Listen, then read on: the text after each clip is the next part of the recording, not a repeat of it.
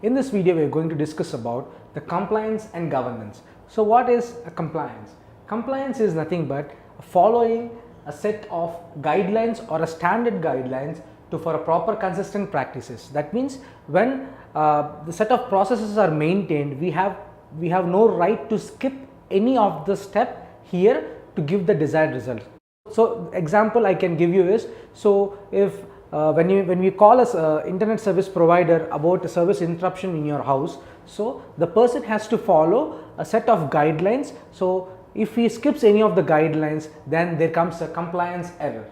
So coming to governance means to promote corporate fairness, transparency and accountability. So here governance exactly means here that to give the proper information which is available. We should not provide a false information to the clients or customers, so that we are not comes under the not following governance rules here.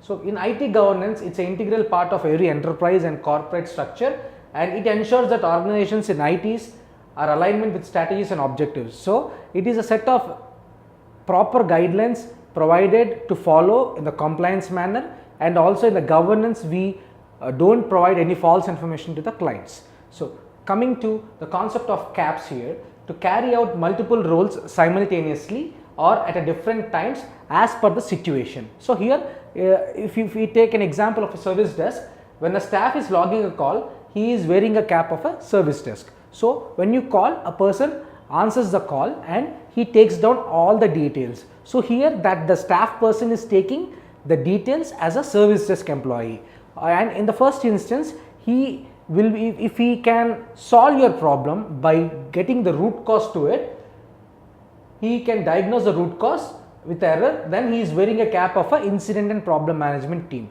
So he is doing two works at a time. That means he is in the first instance taking the call and he is answering you, and he is taking down the notes as a service desk employee.